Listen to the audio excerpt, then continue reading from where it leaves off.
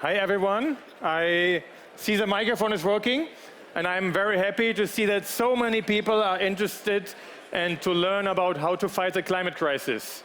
And actually I have the challenge because I had to squeeze a 1-hour presentation into 5 minutes and 29 seconds.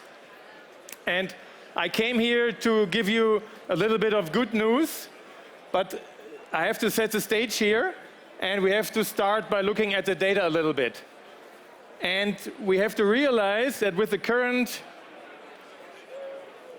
policies that we will have a planet that will warm up around 3 degrees in Celsius, and this may to us Germans sound like a very nice increase in temperature because it sounds like this nice Mediterranean atmosphere we would have here.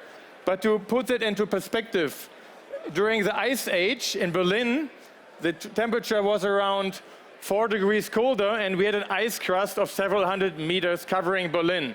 So this will not be the world anymore as we have it today. And time is really running out because we have only 6 years until we reach 1.5 degrees, and we are actually on the exponential rise. But I also brought some good news because there's different scenarios and we have a choice. We can do something about it. And there's a better world possible. There's a world possible with 100% renewable energy, a world that has clean energy, that has cheap energy, and with cheap energy we can solve a lot of problems. It has enough energy, and also, maybe especially important at the moment, we will have independent energies, independent of monopolies and independent of bad dictators who will suppress us. And in addition, we will have benefits for our economy. We will be able to create millions of jobs, and probably even our economic growth can stay within our planetary boundaries. So this is a very inspiring and motivating vision we can have. And really good to know and important is we already have the technology to drive that change. So we don't have to invent new things. We don't have to wait. We can start right now.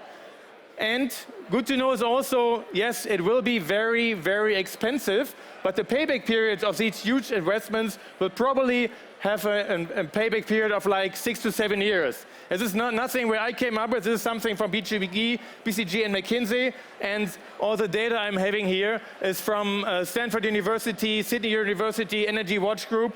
So, because people today get really frustrated and think, well, we can't do anything. Yes, there are plans how we can get out of this crisis.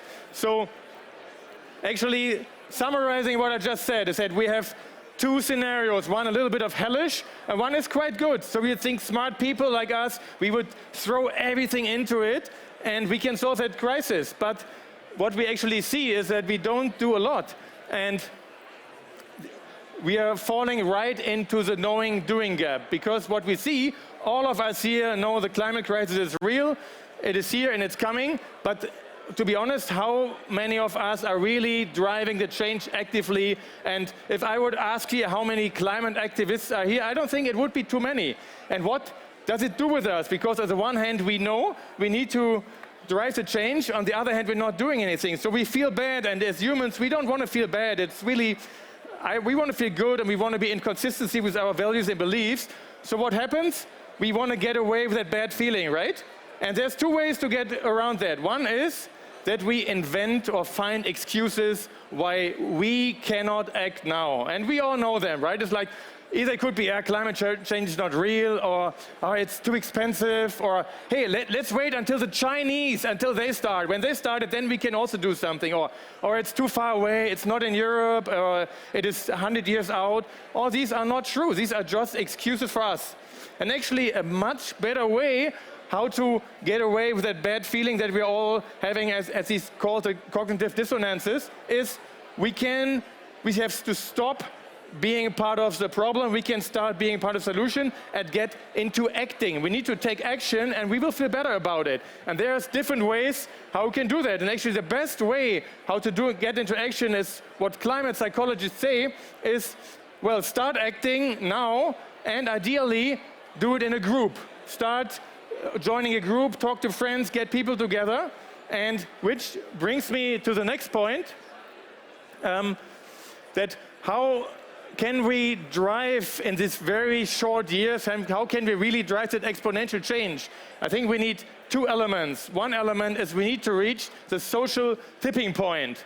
Because at the moment people are saying, oh, it's a Green Party issue, let the Greens do it. No, it's not about us. It's about conservatives, progressives. It's old, young, male, female, CEOs, employees, everyone. We have to create this social movement, have to create this social tipping point that all of us, because then we can really drive some action. And the other one is we need to finally employ all the technology that we have, and we need to heavily invest into new technologies. And in a few minutes we will have people here on stage showing us some superb new technologies. And we need more entrepreneurs going into the sector, more money, we need better subsidies and better regulations. And putting that together, I think we can get to the tipping point and drive exponential change. And did I just say join a group and let's do something together? We actually were facing the same dilemma a few years ago, and we didn't know what to do. We were seeing the dilemma of the climate crisis. And then we started to form our own group, which is called Leaders for Climate Action. And actually 3 years ago on this stage here, we introduced it. We had, I think, 100 members. And as of today, we have more than 3,000 members from more than 700 companies.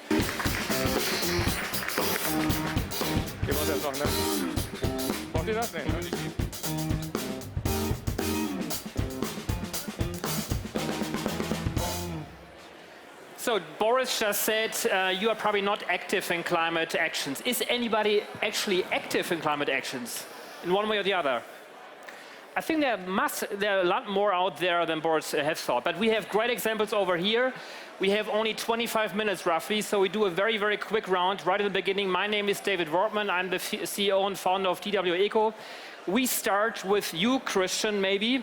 So what is your contribution to tackle the climate crisis as an entrepreneur? Yeah. So I'm an entrepreneur and founder of C1. And if you want to decarbonize hard-to-abate industries like chemical production or hard to electrify industries like container shipping, you need chemistry. So we're about green chemicals. This is actually our secret sauce. Our first invention is a new catalyst for methanol production. We're disrupting a 100-year-old process, and we enable the production of green methanol, so non-fossil methanol. If you use non-fossil methanol, which is produced from either CO2 and green hydrogen or from waste biomass sources, you can use that to decarbonize or defossilize, I have to say, shipping and chemical production. And that's what we do. So we're a startup from Berlin, currently in pilot stage, and are now developing this technology so that we can produce at mass scale in the future. Deep tech, high tech. What are you guys doing, Cris? Hello, everyone. My name is Cris Moreno, CEO of Vulcan Energy. We proudly are developing a net zero solution for decarbonising what are probably some of the hardest industries in the world, energy and critical raw materials for the battery system. How do we do this? Well, we're disrupting. We're disrupting by going to the end and thinking about how do we start with zero carbon. We've done that. So we're combining a geothermal resource in Germany, not in Bavaria, but in Germany. And we're combining that in a circular way, in an innovative way, to also produce lithium, probably the cornerstone of all EV batteries. We're doing that because we can innovate. We can combine known technologies, put them together in a circular way to then create decarbonisation on two critical things that we need for the transition. So looking forward to talking more about it in the next 20 minutes. Great, thank you. So we had just two founders here. Jennifer Dong, you're from InnoEnergy. You're not founding, but you help the whole ecosystem. What is your contribution to help this startups? Yeah, thanks, David. Hi, happy to be here today. So I'm from InnoEnergy. What we do is we accelerate and de-risk investments. We try to help speed up industrial projects, like with Vulcan here. And we also try to level the playing field in Europe for making this all happen. And one of the keys to doing all of this is setting up industrial value chains across all these topics. Wonderful. Christian, the news is out there since 4 hours. The largest shipping company in the world actually has done an investment into your company. How important is it to have these kind of partners in order to scale up businesses like you are doing? Because you're not doing a software business, right? We just heard this is deep tech, this is hard tech, this is ethanol, methanol, something we hardly understand. So where is it really important to have the right partners? And you have just chosen a partner, downstream market, because this is a potential customers. But how important would it be also to have partners upstream to help you actually to find the right chemistry? Yeah, partnering is very important. I think it's a little bit like a puzzle, right? In the end, if you want to create a new technology, you really need the right team that has all the capabilities. Then you should make sure to have the right people on your board, like advisors, people to help you. You should think about who are your ideal investors. So we are lucky to just have closed an investment from Maersk, being the biggest container shipping company, which of course is also a future uptaker of green methanol. But we are also, of course, partnering with the right partners in the projects. For example, if we want to produce green methanol from waste biomass, we're talking about a waste biomass gasification process. So there we need to partner with companies who are supplying that piece of technology. And of course, as you said, upstream you also need to source those feedstocks. And so it's very important to have the puzzle in place, all the pieces, to actually get it done. We just heard from Boris, Cris, that we really have literally no time to tackle the climate crisis. We know that software companies, and you have been a software entrepreneur, Christian, as well, we come to this in a minute, it's much easier to scale and speed up digital companies. You're also in hard tech, deep tech. You have been working for Shell for 15 years. You have been building up Northvolt, a battery company, now with Vulcan Energies. How can we, what are your experiences? What are the main leverages actually to scale and to speed up and to accelerate the growth of hard tech companies in order to be in time for the climate crisis? It's a good question. I mean, some people get really worried about the term risk. The problem is we're all risk takers, but we don't take risk with people. Technology is different. So we acknowledge risk, but we work with uncertainty, and you have to do that to move fast. Scaling has a different context because we're a very capital rich and capital expensive type set of projects. So we need support. We need to find those right partners, we need to find the right relationships, we need to vertically integrate so we can start to move quickly, because without the supply chain around us, we won't move quickly. So this whole ecosystem supply chain thing, super important to the EU. The Chinese ecosystem, incredible, they've invested in it. We now need to do the same so we can scale quickly. Jennifer, can you give us an idea of where the clean tech sector is right now in terms of, I don't know what kind of numbers you can pull out of your head in terms of maybe investments, numbers of companies, technologies, etc. So maybe a little bit of status quo in a few sentences. I know it's challenging. And second question to that is really, where do you think the whole sector can be in 5 or 10 years? And what does it take to get there? I wanted to kind of even switch back for a second because we were just talking about speed, and you mentioned, okay, the software industry, they can go so much quicker than what we can do in hardware.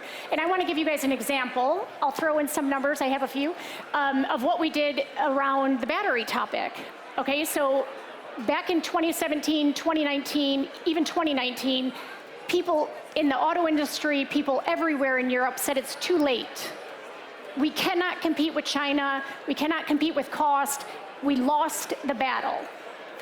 And in 2017, we actually invested in Northvolt. At that time, it was just 2 guys in a PowerPoint saying they wanted to do green cell manufacturing in Europe. At that time, it was called the Swedish Gigafactory. And we realized at that time, this is never going to work to just invest in one company. We have to build out these industrial value chains. We have to look upstream and downstream. Where are they going to get the raw materials? What's happening with recycling? Who are the off-takers, like you said in your case with Maersk? And from 2017, we set up the European Battery Alliance. From then till today, I'll just give you three metrics. In the raw material space in 2017, there was not a single domestic project doing lithium, cobalt, nickel, manganese, nothing. Today, there's over 20, one sitting on the stage. In the area of gigafactories, there was one announced in 2017 for less than 1 gigawatt hour. There's now 4 in operation and 20 more announced, with 80 gigawatt hours in this year. There's enough planned in the pipeline, hopefully, to actually meet the entire European demand. Unreal. And the last point I would just say is in recycling. Again, in 2017, not a single project. And now we have over 40 initiatives in recycling. That's 5 years ago, so I would just challenge all of you. You're here because you want to make a difference. We do have this mentality that hardware, big, huge projects, which require up to $1 billion in funding, can't happen quickly.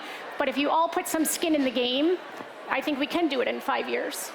We can do it in 5 years, maybe in 10 years as well. But again, we have this very small time window. And we have many technologies out there, right? We have wind energy, we have solar energy. We basically have all the technologies. As an investor, shouldn't you focus more on these existing technologies in order to, let's say, make it happen?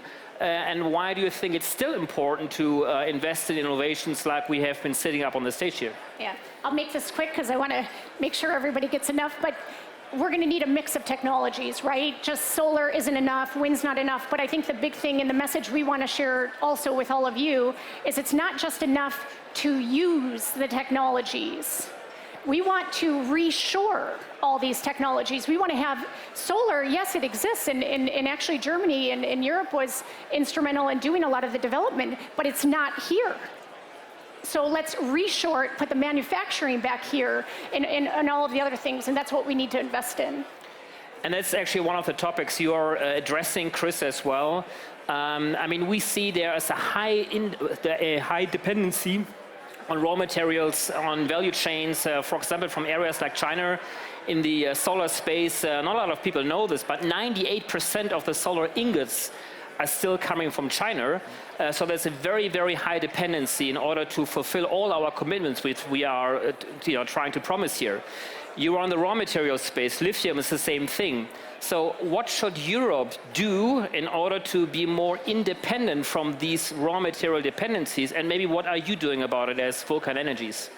Yeah, I mean, I think everybody can recognize what's happened during COVID and what's happening with the Russian war. We were dependent on 2 countries, and we've seen what's happened to the Europe.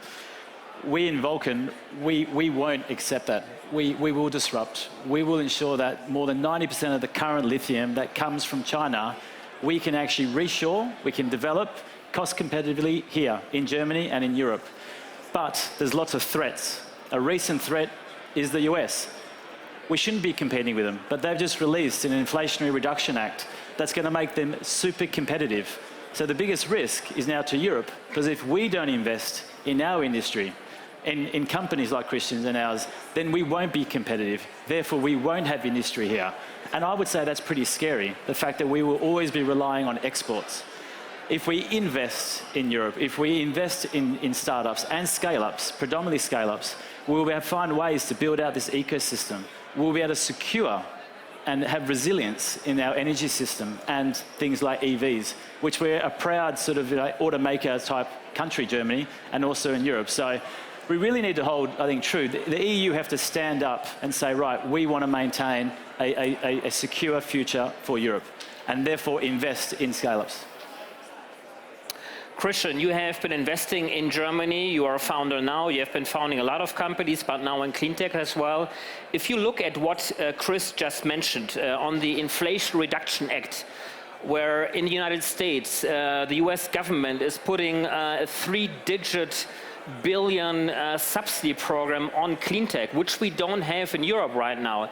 Do you see this rather as a threat or as a positive competition? And if so, what do you think Europe should do to keep investors like yourself here and to do investments, and maybe as well attract others to come to Europe and to do their investments as well? Yeah, I see I see it as symptomatic to US versus Europe, right? The European Union has spent years in coming up with the regulation, and the US is just taking a quick decision and actually threatening to leapfrog us just by giving out tax subsidies in the end, right? So that's a little bit the risk in Europe. We're spending a lot of time, we're not fast enough, we're creating, in my point of view, too much regulation. We should make it smarter. We need smart regulation, as little as possible, but in a smart way. Don't get me wrong, right? We need a price on carbon, we need border adjustment, etc. But it needs to be in a short and smart way. And then I think we need to close the funding gap between, we have great foundational science at our universities, at our Helmholtz institutes, Fraunhofer, etc. And also, I think we do have big money flowing into things that have made it to a certain technology readiness level. But we have kind of a death valley in between, right? To get something from level 4 to level 8, that's where investors usually shy away from the risk. And I think what government and politics can do there is really to help in smart ways to de-risk for investors exactly that valley of death, so that more technologies and more teams can cross and be successful. But is it more, and maybe from your perspective as well, Jennifer, again, as an investor, is it that governments just need to spend more money, like the US just has been doing subsidies, which you could argue as well, they may all not be always be very healthy, or is it more to have a very, very, tough market regulation where you just enable business models like this? So what is your take on that? I would say neither. So a little bit of course, on the government, but the point is bring the industry to the table. I mean, this is how it also went with the battery topic, right? The car companies had to get to the table with never seen one cell being produced as of yet, right? And they had to sign contracts for offtake agreements. And by doing all of this, you force everyone who's got a stake in the game along the whole value chain to put in some risk. And then you can get the financing, then you can, I mean, look at Vulcan. They're not in operation yet over here, right? But they're signing major contracts. And that's what you need. And it shouldn't be government funded, right? This is commercial. We need to commercialize this with sustainable business models. What shouldn't happen is the government shouldn't cut us at the knees. And right now, that is what, I don't even find it a little bit of a risk with the Inflation Reduction Act. For me, it's hit the red button on the wall. This is an emergency.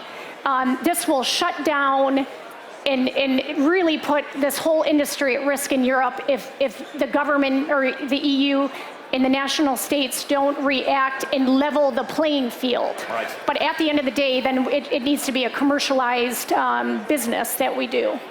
But I think we all should know that the German government is thinking about to set up a program. The European Commission as well is now trying to set up something. The French government as well, for sure, they want to do something against the US here in a positive competition. So eventually this all will turn out into something very, driving and dynamic.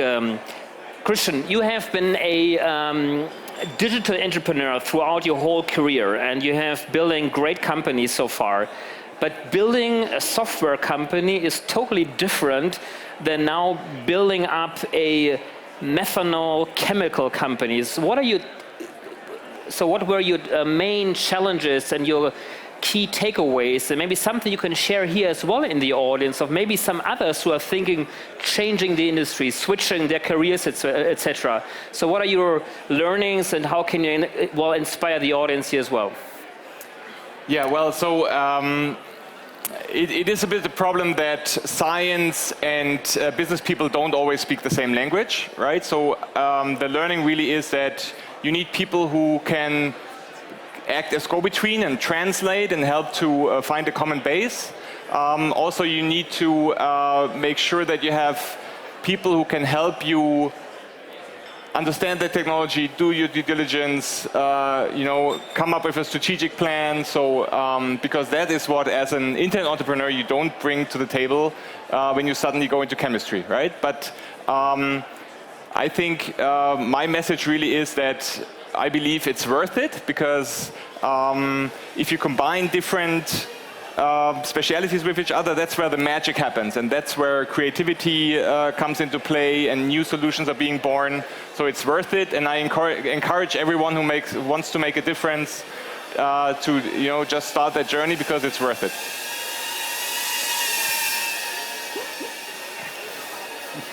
Cris, I mentioned this already, that